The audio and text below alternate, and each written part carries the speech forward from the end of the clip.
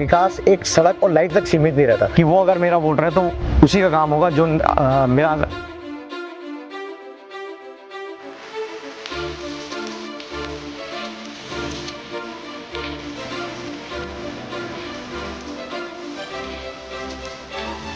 नमस्कार, मेरा नाम निकुंज है, मैं वर्षा भारतीय छात्र। तो आपको पता ही होगा आजकल त्रिपुरा पंचायत चुनाव स्टार्ट हो चुके हैं और आप ये मेरे फादर प्रधान जो है तो काफी प्रश्न में जाता हूँ ग्रामवासियों से फादर को वोट दो और सरकारी खातों में मुझे। मैं आपको गारंटी देता हूँ 31 तारीख जैसी चुनाव जीत के अगर आता हूँ, जनता का प्यार मिलता है, खैर माता रानी का आशीर्वाद है, निश्चित है, मुझे मालूम है मुझे जीत होगी।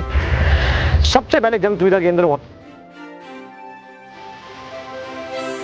नमस्कार साथियों, मैं हूं ब्रजेश पवार और चारों ओर चल रही है बातचीत त्रिस्तरीय पंचायत चुनाव की, जहां प्रधान के चुनाव हो या क्षेत्र पंचायत के हो या जिला पंचायत के, वो जो है अपनी प्रगति पर और लगातार भाग दौड़ भरी जिंदगी में एक नई ऊर्जा भरता हुआ ये चुनाव हमें दिखाई दे रहा है, जहां पहाड़ से लेकर मैदान में इसका हो हल्ला हमें दिखाई दे रहा है। आज हमारे बीच में एक ऐसे ही युवा हैं जो एक लंबे समय से अपने क्षेत्र के लिए कार्य कर रहे हैं और आज उन्होंने ठाना है, इस वक्त की त्रिस्तरीय पंचायत में उन्होंने ठाना है कि वो अब जाकर वो अपने गांव के बारे में कुछ विशेष करने वाले हैं। वो क्या विशेष होने वाला है ये हम उनसे बातचीत करेंगे। सबसे पहले परिचय आपको दे दूं, हमारे साथ हैं इस वक्त आशीष रांगड़ जी, जिनको जो है आप जानते हैं बॉबी रांगड़ जी के नाम से। तो पहले स्वागत है आपका बॉबी जी कि आज आप हमारे बीच में आए, और क्योंकि अभी त्रिस्तरीय पंचायत चुनाव चल रहा है जिसमें आपने हमें समय दे, पहले तो इस चीज़ के लिए बहुत बहुत धन्यवाद हम करेंगे।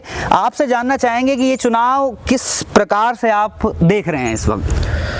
जो मैं बाकी तो सब जगह ही जनप्रतिनिधि चुनाव लड़ रहे हैं, बिल्कुल कुछ पूर्व हैं कुछ नए हैं, तो सब पहले तो मेरी सभी को शुभकामनाएं हैं और उन प्रतिनिधियों के लिए भी एक अपील है कि जो भी अपने गांव में क्षेत्र में बन के अगर आता है, जनता का सेवा लेकर आता है, तो वो सबसे पहले अच्छे काम करें और अपने हकों की लड़ाई में सबसे आगे रहे। बिल्कुल भाभी जी, एक सवाल हमारा ये उठकर आता है क्योंकि इससे पूर्व जो है आप क्षेत्र पंचायत सदस्य रहे हैं, उस वक्त जो है आपने अपने क्षेत्र के बारे में कुछ विशेष ज़रूर देखा होगा और आपने बहुत सारे कार्य किए होंगे जिसके बारे में हम जानना चाहेंगे, जिस बेस पर जो है आज आप प्रधान के चुनाव में भी उतरे हैं। सबसे पहले तो ये जानना चाहेंगे कि एक गाँव के विकास के लिए, एक प्रधान पद के लिए उठना कितना मायने रखता है आपके लिए, कि आपको क्या लगता है कि इस पद पर रहकर गांव का कितना विकास किया जा सकता है। जैसे कि पहले मुझे मेरे युवा साथियों का, जनता का, मातृशक्ति, बुजुर्गों का प्यार मिला और मैं बहुत अच्छी वोटों से क्षेत्र पंचायत बना। क्षेत्र पंचायत में ये होता है कि पद बहुत बड़ा होता है लेकिन जो बजट होता है वो बहुत कम होता है और योजनाएं स्वीकृति बहुत कम होती हैं, पावर नहीं होती है सारी योजनाओं को धरातल में उतारने की। तो फिर भी मेरे से जितना हुआ मैंने दोनों ग्राम सभा के लिए किया है।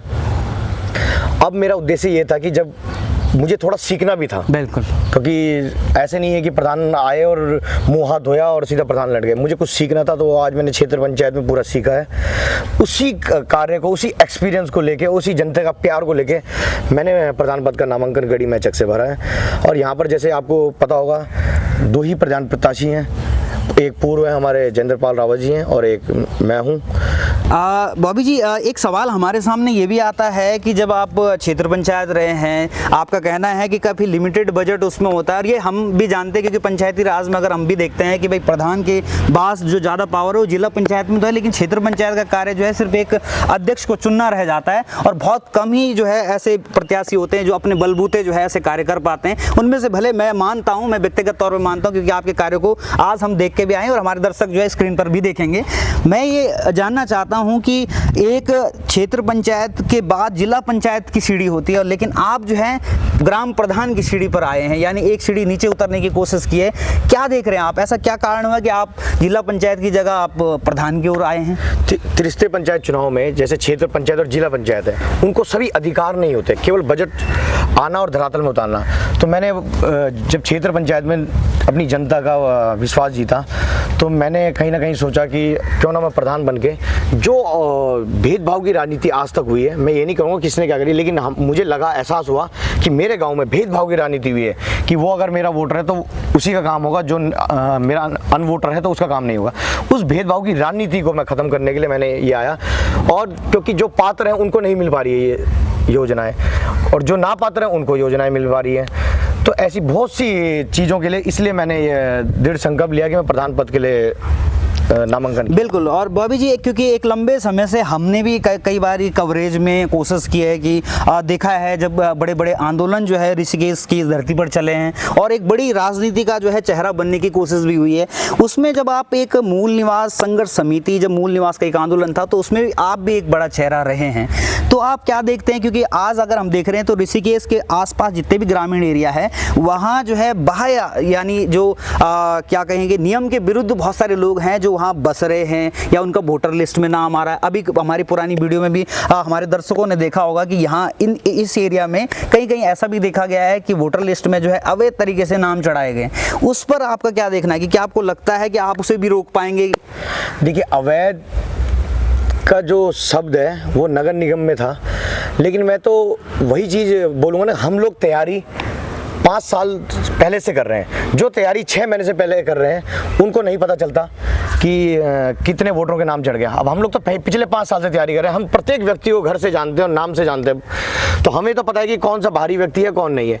अब जो तैयारी चुनाव आने के 2 महीने पहले करेगा तो वो तो बोलेगा ही कि अवैध नाम चढ़े हैं, और जो पहले लास्ट रहे होंगे तो वो नाम चढ़ाएंगे। ये तो नाम कटना चढ़ना और ये जो पूर्व में रहते हैं प्रत्याशी उनके हाथ में होता है, और उन्हीं के कारण ये चीज़ चलती रहती है। बिल्कुल। और एक और चीज़ जो हमें देखने को मिलती है उत्तराखंड या हम कहें पूरे भारत में भी ये चीज़ देखी गई है कि चलो ये तो एक अच्छी बात है कि आप जो हैं एक जो है पुरुष के तौर पर जो है प्रधान पद के लिए उम्मीदवार है। बहुत सारी जगह ऐसा भी देखा गया है कि पुरुष से हटकर जो है महिला प्रत्याशी भी रहती हैं। थोड़ा सा बस ये जानना चाहूँगा, ऐसा नहीं है कि इससे रिलेट करता होगा, लेकिन अगर आपको लगता है तो इस तरीके से थोड़ा सा मैं ये भी जानना चाहूँ, क्योंकि आप तो इस राजनीति के दौर में जो है प्रॉपर एक सक्रिय रहे हैं, जहाँ पर जो है महिलाएं जो है इससे पूर्व में यहाँ जो है महिला प्रधान भी रही हैं और एक लंबे समय से 15 साल लगभग इससे पहले रहे, उनके विरुद्ध आपका लड़ना यानी उनके जो है उनके विपक्ष में आप इस वक्त लड़ रहे हैं, तो 15 साल से कोई कार्य कर रहा है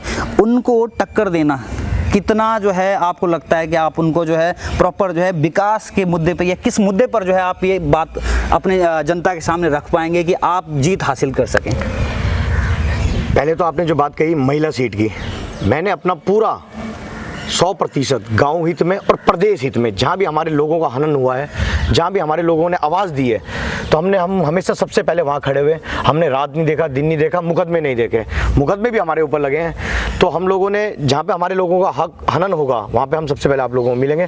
फिर जब बात आती है गाँव की, मेरा किसी से विरोध नहीं है, ठीक है, आपने 15 साल आपको जनता ने चुना है, आपने काम किए हैं, लेकिन सबकी सोचें अलग अलग होती है। अगर एक ही सोच से अगर सब चलेंगे तो पूरी दुनिया में सब डॉक्टर बनते, पुलिस कौन बनता, सिपाही कौन बनता, फौज में कौन जाता। अगर अलग सोच, हमारी अलग सोच है, आपकी अलग सोच है, आपने भी कार्य किए हैं, ठीक है, हम उसकी सराहना करते हैं, लेकिन हम इस चीज़ का आपको गारंटी देते हैं कि बस जनता का आशीर्वाद अगर मुझे मिलता है तो 5 साल के अंदर जनता मेरा नाम ऐसे गाएगी कि बोलेंगे भूतपूर्व में कोई ऐसे प्रधान नहीं थे कि जो आज बॉबी आप इस गांव के बेटे हो, जो आपने ये कार्य किए हैं, सारे भुलवा दूंगा काम जो भूतपूर्व हुए हैं काम। बिल्कुल, आपने ये बात कही है कि ऐसा कार्य करके दिखाएंगे जिससे कि जनता आपको जो है याद रखें। मैं थोड़ा सा ये भी चाहूँगा आपसे कि अगले 5 साल का एक टारगेट होता है हर एक का, कि जो भी जाता है वो सोचता है कि मैं 5 साल में ये कार्य करके ऐसे कोई 5 कार्य हैं आपके पास जिनको आप जनता के सामने दिखाना पसंद करेंगे? देखिए, दिक्कत क्या आती है कि अब ग्राम पंचायतें भी डिजिटल हो गई हैं, सारी जितनी भी योजनाएं सब डिजिटल हो गई। अगर आप पहले बात करें पेंशन की, पेंशन लगती थी तो पेंशन के लिए लोगों को प्रधान के चक्कर काटने पड़ते थे, बिल्कुल, ग्राम विकास अधिकारी के चक्कर काटने पड़ते। अब पेंशन ऑनलाइन लगती है, केवल एक प्रधान का काम होता है मोहर मार के प्रस्ताव संख्या देना। बिल्कुल, तो आप प्रधान से प्रस्ताव संख्या लगवाएं और मोहर लगाएं, आप किसी भी CSC सेंटर में जाएं और पेंशन के लिए कागज ऑनलाइन कर दीजिए। आप उसका डाटा चेक कर सकते हैं कि अभी तक आपका प्रोग्रेस कहाँ हुआ। अब आ जाते हैं हम इसी योजना में, जैसे हमारे समाज कल्याण से विधवा औरतों की बेटियों के लिए 51,000 रुपए की राशि मिलती है, शादी के लिए अनुदान राशि मिलती है, हमारे SC समाज के लिए, ST समाज के लिए मिलती है। तो आपको आज प्रधान के चक्कर काटने की जरूरत नहीं है, केवल प्रधान का एक स्टैंप लगता है, बाकी आप उसको भी ऑनलाइन करा दीजिए और अनुदान राशि आप लीजिए, उसमें सब आपको शो करेगा नोटिफिकेशन, आपका अभी पैसा पहुंचा नहीं है या इतने दिनों में प्रोग्रेस आपके अकाउंट में सबमिट हो जाएगा। तो ये चीज़ें आज क्योंकि दुनिया हर चीज़ में डिजिटल हो गई है, तो हमारे जो पूर्व के प्रत्याशी हों वो थोड़ा पुराने खिलात के हों, हम लोग जो है नए खिलात के हैं। अब जैसे मेरी नई सोच है कि नशा एकदम खत्म करना है जड़ से, जो हमारे उत्तराखंड को दीमक के जैसे खत्म कर रहा है। जिसमें धामी जी का भी संकल्प है कि 2025 ड्रग्स फ्री करेंगे।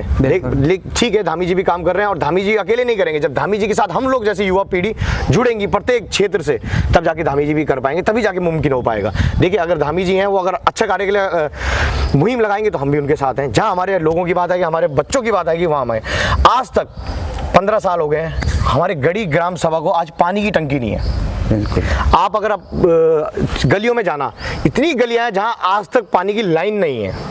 हर घर जल योजना में करोड़ों रुपए आ गए, मैं ये नहीं बोलूँगा कि किसी ने, लेकिन हर घर जल योजना में इतना पैसा आया है, लेकिन अभी तक पानी हमारे यहाँ लाइन नहीं बिछ पाई है। तो वही कुछ कमियां रही हैं कि उनको जल्दी नहीं करवा पाया। बस सबसे पहले मेरा काम ये रहेगा, पानी की टंकी के लिए लड़ाई होगी। हम लोग तो उत्तराखंड के उस देवभूमि से आते हैं जहाँ पहले तो हम हाथ जोड़कर मांगते हैं, जब हाथ जोड़कर कोई नहीं देता तो हम छीनने वालों में से हैं।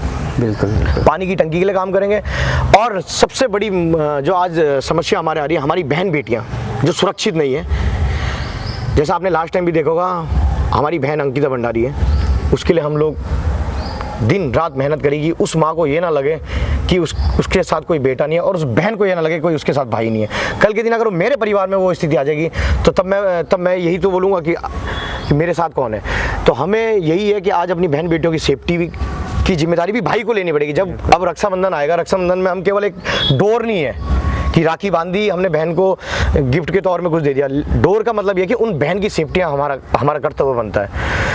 पहले अगर कोई हमारी बहन को आँख उठा के देखेगा, सबसे पहले उसे हमसे गुजरना पड़ेगा, तब हमारी बहन को देखेगा। और उस मुद्दे में उसमें भी हम लोग काम करेंगे। जैसे हमारे बहुत से प्रतिनिधि हैं, ऋषिकेश विधानसभा, हरिद्वार, छिंदवाड़ा, तो सभी प्रतिनिधियों से मेरी यही बात होती है कि भाई हम लोग मिलके, एक अकेला कोई नहीं कर सकता, मिलकर एक ऋषिकेश विधानसभा को चेंज करेंगे। फिर यहाँ से एक मैसेज जाएगा प्रदेश में, तो हर विधानसभा में ऐसा चलेगा, हर ग्राम सभा में ऐसा चलेगा। अब जैसे नए युग की बात करें, मैंने बोला आपको हर पंचायत डिजिटल चल रही है, तो हमारी ग्राम पंचायत में आप जाना, वो केवल साधारण जैसा एक कमरा होता है वैसी है। मैं आपको गारंटी देता हूँ 31 तारीख जैसी चुनाव जीत के अगर आता हूँ, जनता का प्यार मिलता है, खैर माता रानी का आशीर्वाद है, निश्चित है, मुझे मालूम है मुझे जीत होगी। सबसे पहले जन सुविधा केंद्र वहाँ आएगा। जन सुविधा केंद्र लेके आ रखा हूँ, बस लगाना चालू है। उस जन सुविधा केंद्र से पहली जो मैं सबसे बढ़िया समस्या दूर करूंगा, मेरी बुजुर्गगणों की। मेरे बुजुर्ग लोग एक 2-2 हज़ार रुपए के लिए पेंशन के लिए बैंक में लाइन में लगते हैं और यहाँ से बैंक तक जाते हैं। उनको वो आए, अपना आधार कार्ड लाएं, अंगूठा लगाएं और 1500 से 2000 रुपए जो भी उनको निकालना है, 3000 रुपए हम उनको वहीं से आवंटित करेंगे। जो डिजिटल जो सीएससी सेंटर में होता है, वो मैं नहीं बोलूँगा, सीएससी सेंटर में होता है। और लोगों को तहसील ना जाना पड़े, आय प्रमाण पत्र, स्थायी निवास, क्योंकि अब जैसे अब बालिकाएं 12वीं पास होगी तो बालिकाओं को स्थायी निवास के लिए तहसीलों को भागना पड़ता है। उन बालिकाओं को स्थायी निवास वहाँ बनेगा, एफिडेविट उनको मतलब कहीं भागने की जरूरत नहीं पड़ेगी। और तो और मेरी जो एक नई सोच है कि हमारा जो युवा नशे की तरफ क्यों जा रहा है, सब ये तो रहे वो बच्चा नशे की तरफ जा रहा है, लेकिन जड़ में नहीं जा रहा कि क्यों गया। अब वो 12वीं पास हुआ, उसको संगति वही मिली नशे की तरफ जाने की, तो वो करेगा क्या बेचारा, क्योंकि वो उम्र ही वो है कि वो अगर उसको रास्ता सीधा नहीं मिलेगा तो टेढ़ा रास्ता पकड़ेगा। तो हम लोग उस दिशा में मैं सोच रहा हूँ कि सबसे पहले जो मेरा पहला मुद्दा है लाइब्रेरी लाना। लाइब्रेरी अगर खुल जाएगी तो जो बच्चे पढ़ाई करने वाले हैं वो पढ़ाई में ध्यान देंगे और उनको देखकर जो दूसरे बच्चे हैं वो मोटिवेट होंगे। बिल्कुल। और एक ये, क्योंकि अभी हम जिस प्रांगण में हैं और ये प्रांगण जो है रीता इंटर कॉलेज का एक प्रांगण है, तो मैं ये जरूर जानना चाहूँगा, क्योंकि एक लंबे समय से आप क्षेत्र पंचायत हो या आपने अलग अलग चीज़ों में सामाजिक सेवा में भी आपका काफ़ी अच्छा योगदान हमें देखने को मिला है, तो मैं बस ये जानना चाहूँगा कि क्षेत्र पंचायत रहते रहते जो है इस प्रकार के, जब आप शिक्षा की बात करते हैं तो शिक्षा में ऐसा क्या ऐसे कार्य आपके द्वारा किए गए हैं जिससे ये दिखाया जा सके कि हाँ भाई 5 साल जब आपको मिले उसमें आपने जो है जनता के लिए कुछ सेवा करी है। तो आपने जब बात करी तो हम जिस स्कूल के आज हम हैं, और ये 1975 से ये स्कूल बना है और इस ऋषिकेश ग्रामीण क्षेत्र का सबसे पहला स्कूल था। यहाँ अगर हमारे रयाल जी थे जो पीसीएस है, वो भी यहीं से पास आउट है, तो यहाँ से हर जो आज बच्चा बड़े बड़े मुकामों में अगर है तो इसी स्कूल से पढ़ा है, क्योंकि एक ही स्कूल होता था। और इसके लिए हमारे जो मेरे गढ़ी से हमारे पवार जी हैं, रांगड़ जी हैं, इन सब, सुरवीर रावत जी, हमारे ताऊ जी, इन सब ने अपना योगदान दिया है और इसको सींचा है। इसको सींचने के बाद आज आप देखो कितना सुंदर ग्राउंड से लेकर कितना सुंदर वातावरण है। तो इस जब मैंने क्षेत्र में निकला तो मैंने बोला, जब हर कोई सोचता है कि इंटर कॉलेज में क्यों जाया जाए जब वहाँ वोटर नहीं है, क्योंकि यहाँ 18 साल से नीचे बच्चा पढ़ता है। लेकिन जब मैंने बोला अगर स्कूल के लिए हम सोचें, तो फिर मैंने शुरू के 1 साल 1.5 साल, अब कोरोना रहा, कोरोना के टाइम हमने स्कूलों को सैनिटाइज किया। फिर उसके बाद जब मैं बच्चों से मिलना हुआ, प्रिंसिपल टीचरों से मिलना हुआ, तो उन्होंने मुझे बोला कि रांगड़ जी आपका नाम बहुत सुना है, तो आप हमारे लिए क्या सेवा कर सकते हैं। तो बच्चों ने मुझे बोला कि भैया एक काम कर दो, हमारी क्लासों में बहुत गर्मी होती है, तो मैंने बोला क्या चाहिए बेटा, बोला पंखा चाहिए। मेरी उस समय स्थिति नहीं थी, कोरोना चल रहा था। मैंने अपने बड़े भाइयों को फ़ोन किया, जगमोहन कलोड़ा जी हैं, सुभाष भाई हैं, नेगी जी हैं, जो हमेशा मेरे साथ एक मजबूती से साथ देते हैं। मैंने बोला भाई वहाँ पंखे की ज़रूरत है। उन्होंने बोला आजा 10 पंखे लेके चल जा।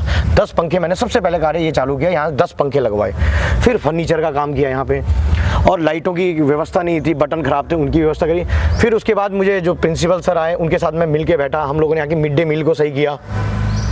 फिर जैसे बहुत दिक्कत आती है कि देखो जवानी का समय होता है, बच्चे हुड़दंग होते ही हैं। फिर प्रिंसिपल के साथ बैठ के जो एक कोषाध्यक्ष जो कोष होता है, एक बच्चों का कोष होता है, एक जो बच्चों का इकट्ठा होता है, उससे मिलकर हमने पूरे चारों तरफ कैमरे लगवाए। फिर उसके बाद मुझे स्कूल से अध्यापकों से बहुत अच्छी मुलाकात होने लगी। तो उन्होंने बोला कि भैया आप हमको बहुत दूर शौचालय पड़ता है, वो देखिए कितनी दूर वो शौचालय है, बहुत दूर पड़ता है, बरसात में हम लोगों को वहाँ जाना बहुत मुश्किल हो जाता है। फिर मैंने एक योजना बनाई कि मैंने बोला यहाँ स्कूल में बच्चे भी हैं और मैडमें भी हैं, गुरु भी हैं और शिष्य भी हैं, और मैं अगर सौभाग्यशाली हुआ अपने स्कूल के लिए, जब हमारे बुजुर्गों ने ये स्कूल ये क्लासें सब ने अपने अपने दान दिए हैं, तो मैंने क्यों ना मैंने करूँ। तो मैंने भी यहाँ फिर पीछे 2.5 लाख का एक हाईटेक शौचालय बनाया, 2 कमरों का एक। तो वो शौचालय बनने से आज इस इंटर कॉलेज में मतलब आज बच्चों को, अध्यापकों को लाभ हुआ है। और तभी हमेशा मुझे जो हमारे प्रिंसिपल सर नए आए हैं उनका बहुत आशीर्वाद भी मिलता है, शुभकामनाएं मिलती है। हर मीटिंग से लेके हर उसके लिए मुझे आमंत्रित भी करते हैं। और मैंने हमेशा उन्हें एक ही चीज़ कहा कि सर जब भी मेरी इस स्कूल को ज़रूरत पड़े तो मैं आपको हमेशा यहाँ पे खड़ा रहूँगा। जहाँ पे बच्चों का भविष्य है, जहाँ हमारे आने वाले देश का भविष्य है, प्रदेश का भविष्य है, उनके लिए मैं जितना मेरे से हो सके मैं करूँगा। बिल्कुल। तो बॉबी जी ये बहुत क्योंकि पूर्व कार्य हैं और वही है कि जनता फैसला जो है आगे इस चीज़ पे करेगी कि क्या जो है उनका 28 तारीख को जो मतदान है, तो उस दिन जो है जनता बताएगी आपने कितना कार्य करा है। और हम भी ज़रूर दोबारा आपसे मुलाकात इस संबंध में ज़रूर करेंगे।